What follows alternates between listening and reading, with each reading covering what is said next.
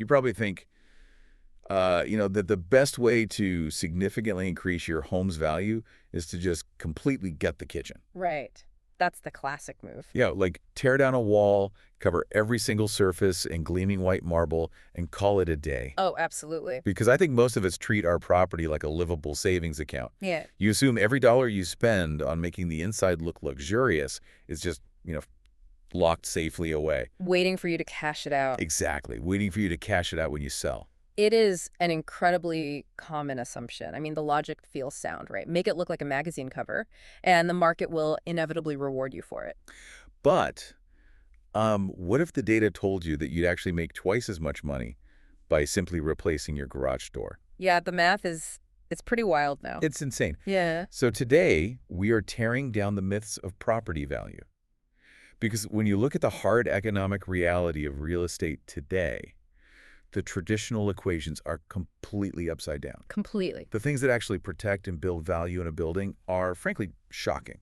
The rules of the game have fundamentally flipped over the last couple of years, like totally flipped. So welcome to today's deep dive. We are synthesizing a massive stack of research today. Yeah, we've got a lot to go through. We really do. Everything from the Houston Association of Realtors' latest market reports, economic resilience data out of Brazoria County. Right, the coastal stuff. Exactly. All the way to commercial energy audits and luxury interior design trends. But the mission here is singular.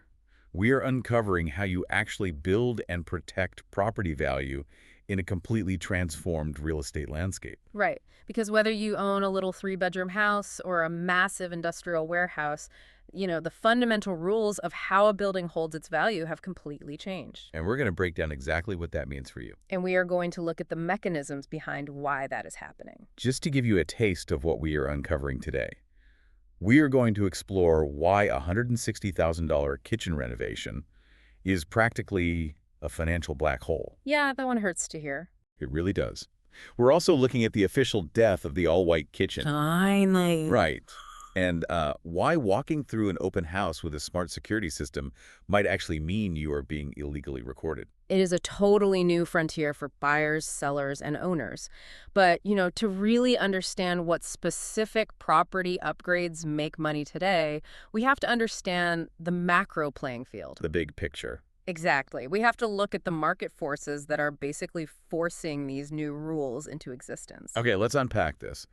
We need to look specifically at the Houston and Gulf Coast real estate market in 2025 and early 2026, just to see this shift in action. Yeah, it's the perfect case study. The big headline from the Houston Association of Realtors is that the market has finally returned to a pre-pandemic balance. But, what does that balance actually look like on the ground? Well, it looks like stability, which honestly we haven't seen in a very long time. Yeah, it's been chaos. Pure chaos. But in 2025, single-family home sales were actually quite strong. They were up 3.8%, with over 88,000 homes sold in the region. Wow, that's a lot of movement. It is. But the critical mechanism here is that the wild, speculative price spikes, those completely flattened out. Interesting. Yeah, the median price held incredibly steady, right around $335,000. That feels like a massive psychological shift for everyone involved. Yeah. I mean, no more bidding wars, driving prices up another $100,000 over a weekend. Exactly. The panic buying is gone. And as we moved into early 2026, the data showed homes sitting on the market much longer. The days on market metric stretched out to 69 days. Over 2 months. Right. Plus, the inventory, the actual supply of homes available to buy, expanded to a 4.8-month supply. Which is a vast departure from the frantic environment of previous years. I mean, it's a whole new world. And there's another crucial factor altering buyer behavior here. What's that? Affordability has actually improved. Because mortgage rates have been falling, a buyer in early 2026 was looking at a monthly principal and interest payment that was about $149 less than the year prior. Oh, wow. That adds up fast. It really does. That translates to nearly $1,800 in annual savings on a median-priced home. I always thought of the pandemic housing market like a frantic game of musical chairs. No, that's a good way to put it. Like the music would stop, and buyers would just throw absurd amounts of cash at whatever chair was closest. Even if the chair was broken. Yes, exactly. Even if the chair was missing a leg.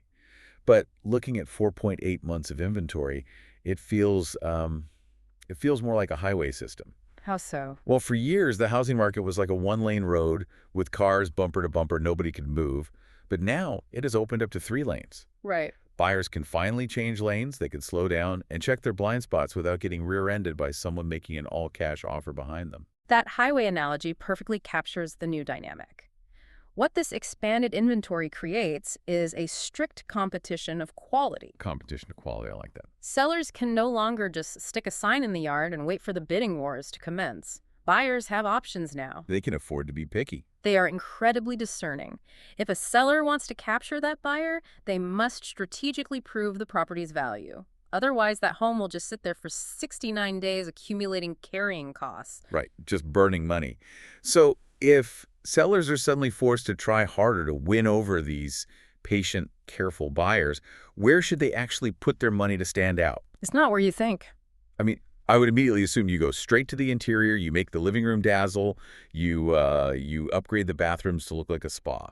You would think so, yeah. But the data points overwhelmingly to the complete opposite. Really? Yes. The highest return on your money is actually outside the house. Outside? We are looking at what they call a first impression return on investment. And the numbers from the latest cost versus value reports are just staggering. I was actually looking at the report you brought in, and the numbers on exterior upgrades, frankly, they look like a typo. They really do. Walk me through what happens if I replace my garage door in the Houston area today. Okay, so if you replace an old garage door with a new, high-quality one, you can expect to recoup over 260% of its cost at resale. Wait, over 2.5 times the money back? Just for a garage door? Yes, just for the garage door. And it applies to the entryways as well. Really? Yeah, upgrading to a heavy-duty steel entry door recoups up to 233% of your investment. That is wild. Does this apply to the actual siding of the house too? It does. If you add like manufactured stone veneer to the front facade, you are looking at over a 200% ROI. 200%. And if you upgrade the exterior to fiber cement siding, which is, incredibly durable, you recover around 110 to 113% of the cost.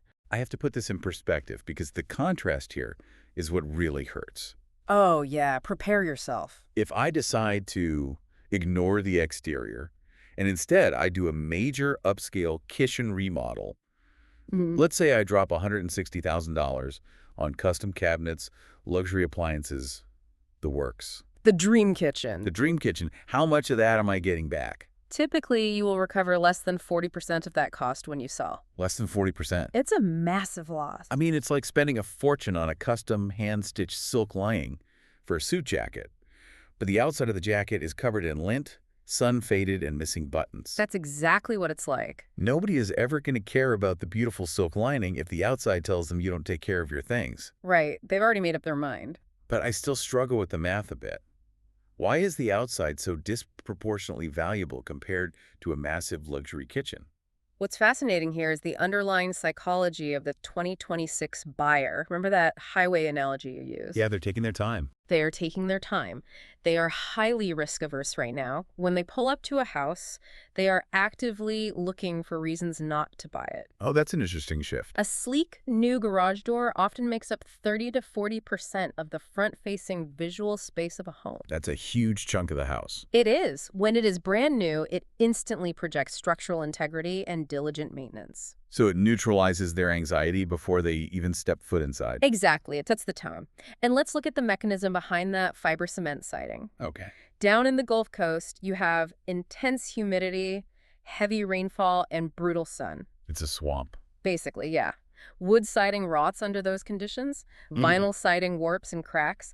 Fiber cement, however, is essentially immune to that climate. Ah, so it's a defensive upgrade. Right. It signals to the buyer that the home is future-proof. You're not just selling them nice aesthetics, you are selling them the absence of future weekend maintenance projects and unexpected repair bills. Okay, that makes total sense. You use the exterior to disarm their anxiety and just get them through the front door. Step one. But once they're inside, the kitchen still dictates the lifestyle of the house. I mean, you can't just leave a 1990s kitchen untouched, right? So the kitchen is still the heart of the home, absolutely.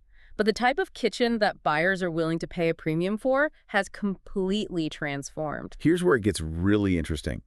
Because if you have consumed any home improvement media over the last decade, you'd think the golden rule of real estate was paint everything white. Oh, the all-white era. White shaker cabinets, white subway tile, white marble countertops. It was everywhere.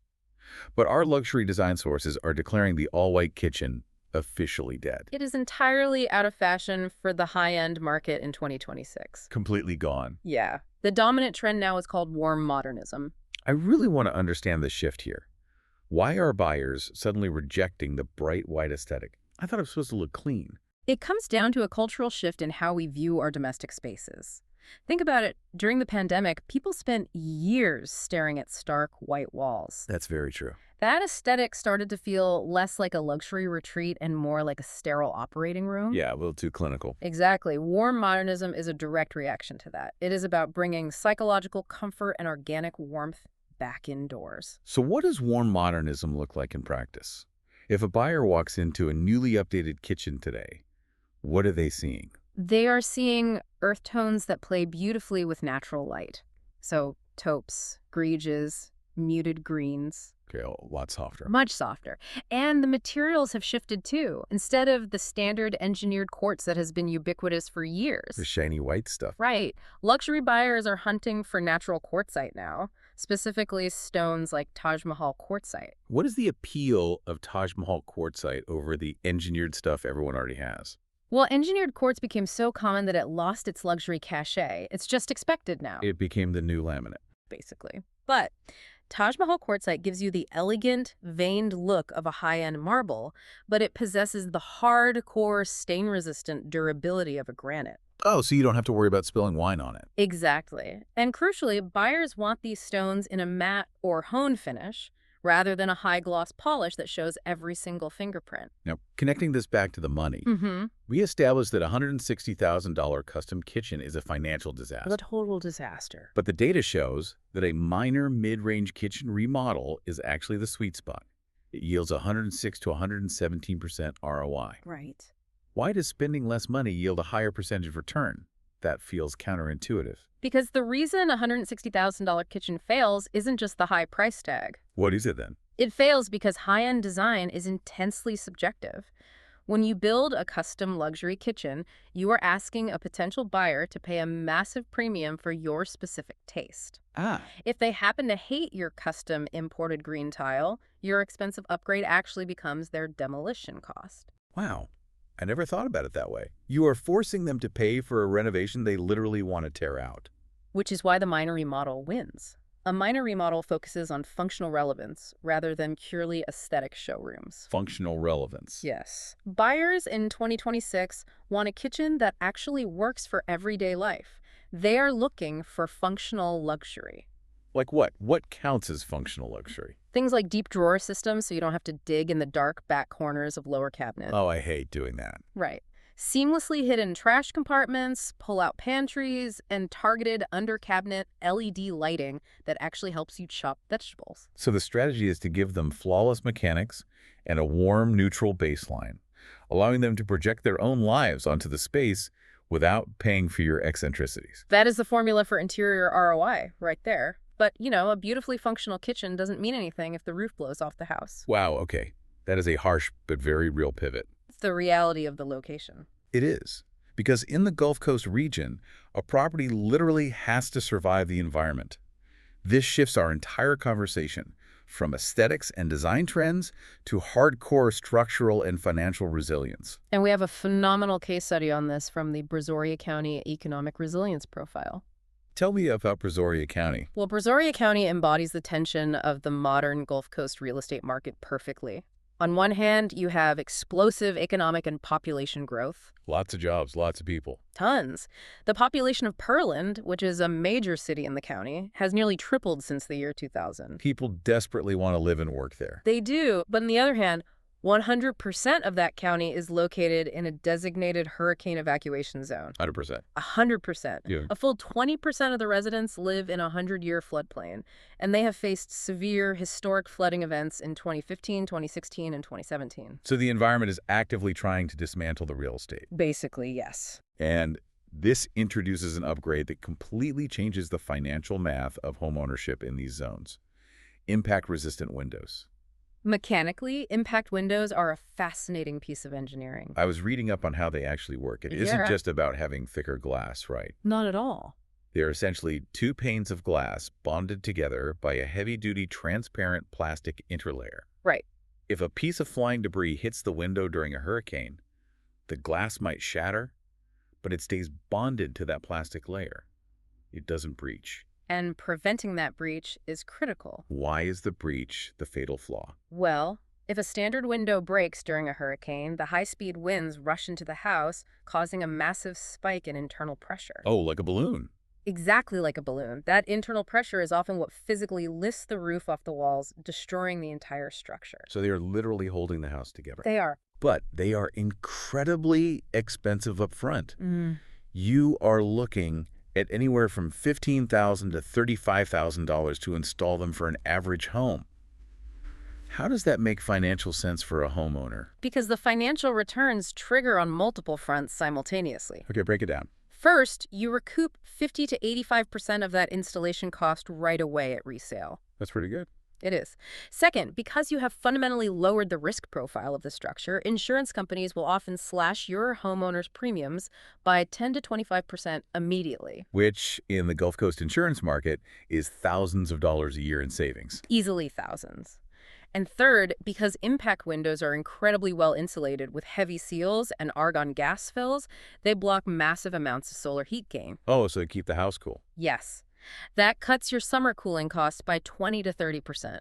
Plus, you eliminate the grueling labor of wrestling with heavy metal hurricane shutters while standing on a ladder in the rain. Yeah, not risking a trip to the emergency room while trying to board up a house is a massive quality life upgrade. You can't really put a price tag on that. No, you can't. But I have to challenge a very stubborn mindset here. So many homeowners view windows or, an HVAC system or a roof as a grudge purchase. Oh, the grudge purchase. Always. The mentality is always, I'm going to wait until the window cracks or wait until the AC completely dies in August before I spend the money to replace it. If we connect this to the bigger picture, particularly looking at commercial real estate, the flaw in that wait until it breaks logic becomes glaringly obvious. How so? This proactive mindset isn't just for single-family homes. The exact same financial math applies to commercial real estate, just with more zeros attached. The commercial numbers are staggering. According to the Department of Energy, commercial buildings in the U.S. spend over $141 billion on energy every single year. That's billion with a B. Billion with a B. But the research shows that nearly a third of that, a third of $141 billion, is entirely So wasted. it is pure financial leakage. How does a commercial building waste that much energy? Is it just bad insulation? It's bad thermal envelopes, yes, but primarily it is inefficient systems running blindly. What do you mean by blindly? Imagine leaving your car idling in the driveway 24 hours a day, 7 days a week, just so the cabin is warm when you eventually decide to get in. That sounds crazy. It is crazy. But that is exactly what commercial HVAC systems are doing to massive empty warehouses and office floors. And we have a specific case study from AEI Consultants that illustrates how to fix this. They audited an industrial building that was over 1 million square feet. A massive facility. Yeah. The client was spending $2 million a year on energy, even though half the building was unoccupied. Huh. What was the solution there? Well, AEI didn't tell the client to wait until the massive rooftop HVAC units suffered a catastrophic failure. They didn't wait for it to break. Right. They stepped in proactively. They conducted a deep audit and right-sized the equipment to match the actual occupancy loads. Okay. They upgraded the HVAC controls so the system could intelligently respond to the environment rather than just blasting air into empty space. Wait, so by just adjusting the controls and right-sizing the equipment for the empty rooms, how much are we actually talking about saving here? Over $500,000 a year. $567,242 to be exact. Wow. That is a 27% reduction in annual energy costs. Just by stopping the system from idling like a parked car. Exactly. And this is the core lesson of proactive replacement.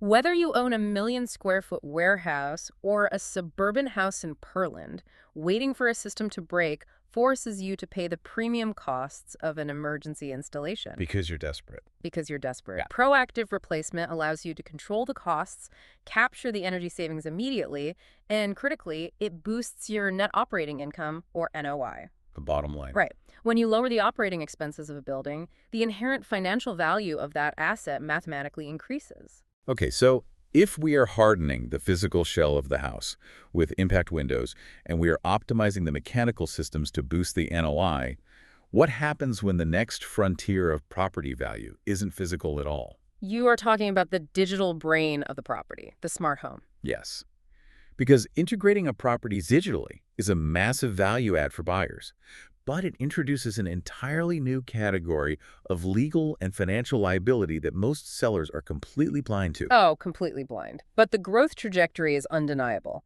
Smart homes are booming. The sector is projected to hit 70.6 million households. That's a huge market. It is. And market research indicates that having a fully integrated smart home can boost your overall resale value by up to 5%. Just for having some smart tech. Yeah. Buyers crave that unified smart hub where they can control the climate, check the security cameras, lock the doors, and adjust the lighting all from a single app on their phone. It sells the illusion of total control. Exactly. But the danger rears its head the moment you decide to list that smart home for sale and host an open house. This is where it gets sketchy. It really does. Because sellers are leaving their smart security cameras on, their video doorbells active, and even baby monitors plugged in. And they are using them to remotely watch and listen to potential buyers as they tour the house. This raises an important question about privacy law. We are looking at a massive legal minefield here. What does the law actually say about this? Under the Federal Electronic Communications Privacy Act, the ECPA, as well as the Texas Penal Code, the law strictly requires consent from at least one party for audio recording to be legal. Meaning, if a seller is sitting at a coffee shop downtown, listening through a hidden camera as a buyer and their real estate agent discuss negotiation tactics in the living room. The seller is not a party to that conversation. Right. That is correct. That is illegal eavesdropping. You cannot legally record audio in your own home if you are not physically present and participating in the conversation. So what does this all mean for you if you're touring a house this weekend? I think you have to treat walking into a modern, smart home open house like you are wearing a hot mic on live television. You really do. You cannot walk into a kitchen and tell your partner, I love this Taj Mahal quartzite so much, I'd pay $50,000 over asking right now to get this place. Because the seller might literally be listening to you through the smart refrigerator. Exactly. You have to keep your poker face locked in and save all your strategy talk for the safe confines of your car. It completely changes the negotiation dynamic. But, the liability doesn't magically disappear once the contract is signed. No. There is a deeply overlooked vulnerability during the actual closing process, the digital handover. Because you aren't just handing over a physical brass key and a garage remote anymore. Not at all. We are now buying and selling giant livable computers. Think about it. You would never sell your personal laptop to a stranger on the internet without entirely wiping the hard drive first. Of course not. That would be insane. Right. The real estate transaction must now include wiping the property's digital slate clean. So the seller has an obligation to actively go into their network, factory reset every single connected device, and remove their administrative access. Yes. If they forget, they are handing over an alarming amount of personal behavioral data to a complete stranger. It's terrifying when you think about it. And conversely, the buyer has to ensure all previous mobile devices are permanently uncoupled from the home's network. You do not want the previous owner to accidentally or maliciously unlock your front door from 3 states away. Cybersecurity is no longer an IT issue. It is a fundamental, non-negotiable part of closing on a piece of real estate. It requires a completely new checklist for brokers and title companies. We have covered an incredible spectrum of information today. Let's look back at the big picture we've drawn from these sources. It's a lot to take in. We started with the macro reality. The frantic, desperate housing market is over. We have returned to a balanced market where buyers have options, forcing sellers to actually compete on the quality and durability of their property. We then explored the counterintuitive nature of ROI. We saw how securing the exterior with a new garage door or fiber cement siding protects value far better than a purely aesthetic $160,000 subjective kitchen remodel. Right, and we tracked the shift toward warm modernism and the demand for functional relevance over showroom excess. Exactly. From there, we looked at the hardcore economics of structural resilience. Mhm. We saw how impact windows and commercial energy audits aren't just defensive measures. They are proactive investments that lower operating costs and immediately boost the fundamental financial value of the asset. And we concluded by navigating the hidden liabilities of the smart home, proving that digital privacy and cybersecurity are now just as important to a property transfer as a physical title search. The ultimate takeaway for you, listening right now, is that every single dollar you spend on a property must be viewed holistically. Absolutely holistically. Upgrades can no longer be justified just because they look pretty on social media. Every dollar must do one of three things. It must measurably improve daily usability, it must mathematically lower operational and insurance costs, or it must significantly boost the final sale price based on hard data. It demands a highly disciplined approach to property ownership. And that leads me to a final provocative thought to leave you with today. We've clearly established that energy-efficient, hurricane-resilient, digitally integrated homes are rapidly becoming the baseline standard. The expectation. The expectation. So, what is going to happen to the millions of older, outdated homes that lack these crucial features? That's the big question. Are we going to see the rise of a brown discount? A scenario in the near future where functionally obsolete, energy-leaking homes become nearly unsellable unless they're deeply, painfully discounted. It's a very real possibility. I encourage you to look around your own living space today and wonder, how is this building going to fare in the housing market of the future? Is it a resilient asset, or is it a leaky piggy bank? Thanks for joining us on this deep dive. Until next time, keep questioning the math and keep looking closely at the walls around you.